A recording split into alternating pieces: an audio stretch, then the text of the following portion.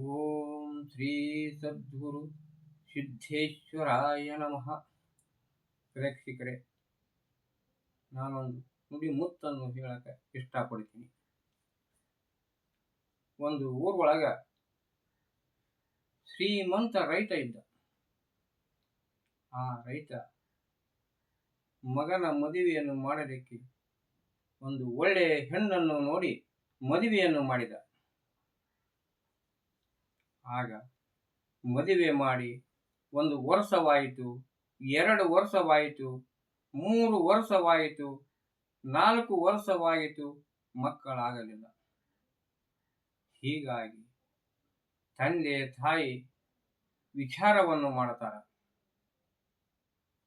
ನಮ್ಮ ಮಗನಿಗೆ ಮಕ್ಕಳಾಗಲಿಲ್ಲ, ಇನ್ನು ಬೇರೆ ಹೆಣ್ಣನ್ನು ತೆಗೆದು ಮದುವೆಯನ್ನು ಮಾಡಬೇಕಂತ ವಿಚಾರವನ್ನು ಮಾಡುತ್ತಾರೆ. ಆಗ ಆ ಮಕ್ಕಳಿಲ್ಲದ ಬಾಲೆ ಈ ಸುದ್ದಿಯನ್ನು ಕೇಳಿ ಮನಸ್ಸಿನೊಳಗ ದುಃಖವನ್ನು ತುಂಬಿಕೊಂಡು ಗಂಡನ ಮುಂದ ನುಡಿ ಮುತ್ತನ್ನು ಹೇಳುತ್ತಾಳ.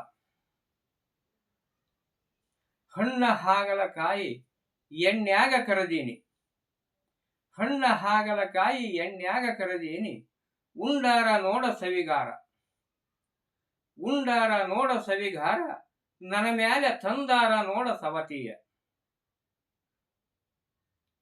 ಉಂಡಾರ ನೋಡ ಸವಿಗಾರ, ನನ್ನ ಮ್ಯಾಲೆ ತಂದಾರ ನೋಡ ಸವತೀಯ. ಮಕ್ಕಳಿಲ್ಲದ ಬಾಲ್ಯ ಯಾಥರ ಜನ್ಮ, ಬಾಡಿಗೆ ಎತ್ತು ದುಡಿದಂಗ, ಬಾಡಿಗೆ ಎತ್ತು ದುಡಿದಂಗ, ಬಾಳೆ ಎಲೆ ಬೀಸುಂಡು ಹಾಸಿ ಒಗದಂಗ, ಬಾಳೆ ಎಲೆ ಹಾಸುಂಡು ಬೀಸಿ ಒಗದಂಗ ಅಂತ ಗಂಡನಿಗೆ ನುಡಿ ಮುತ್ತನ್ನು ಹೇಳುತ್ತಾಳ. ಆಗ ಓಡಿ ಹೋಗಲು ಬೇಡ, ಗ್ವಾಡಿ ಜಿಗಿಯಲು ಬೇಡ, ಗ್ವಾಡಿಯ ಕೆಳಗ ತಿಳಿ ನೀರ, ಗ್ವಾಡಿಯ ಕೆಳಗ ತಿಳಿ ನೀರು ತಿಳಿದಂಗ ತಿಳುಕಾರೋ ನಿನ್ನ ಮನದಾಗ ಅಂತ ಹೇಳುತ್ತಾಳ.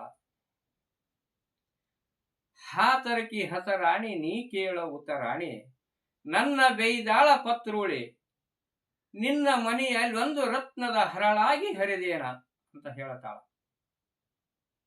ಆಗ ಆ ಬಾಲೆ ಮಕ್ಕಳಿಲ್ಲದೆ ಬಾಳೆ ಎಲೆ ಹಾಸುಂಡು ಬೀಸಿ ಒಗದಂಗ ಒಗಿಬೇಡ, ನಿನ್ನ ಮನೆಯಾಗ ಮುತ್ತಿನ ಹರಳಾಗಿ ಇರತೀನಂತ ಹೇಳ್ತಾಳ.